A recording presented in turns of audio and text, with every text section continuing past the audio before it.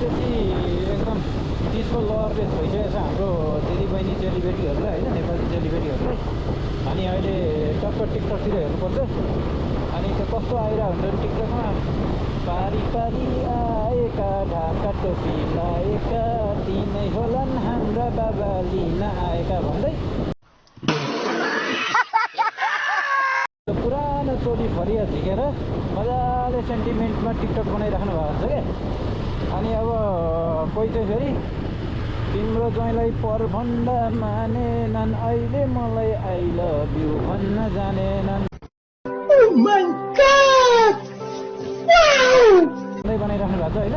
अहिलेसम्म चाहिँ त्यस्तो गीतमा आउँछ, साधारण टिकटक आइरहेको छ होइन। अब यो जब साउन 15 सकिन्छ त्यसपछि लाग्छ अनि 30 दिदीबहिनीहरूलाई। त्यसपछि पार्टी प्यालेसमा गएर साडी उचालेर दारू पिके डान्स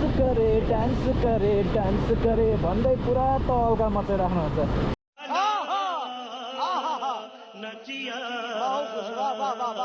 को जहाँबाट लडी नाच्न हुन्छ।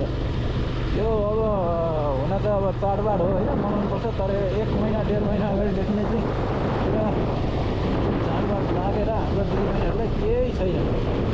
अब लाग्छ, अहिलेसम्म त लागिसकेको छैन, अलिअलि यस्तो आउँदैछ थोडा बहुत। अब त्यसपछि भनेको यो साउन 15 पछि चाहिँ पार्टी प्यालेसमा गएर पुरै रक्सी र बियर खाएर आफै आउट अफ कन्ट्रोलै भएर नाचिदिनुहुन्छ क्या। फेरि गीत नाचेर हुन्थ्यो नि, दारू पिके डान्स गरे भन्दै उफ्रिने हो फेरि। रमाइलो छ, रमाइलो जे होस् हाम्रै नेपालमा हुन्छ क्या, जे हुन्छ हाम्रै नेपालमा हुन्छ।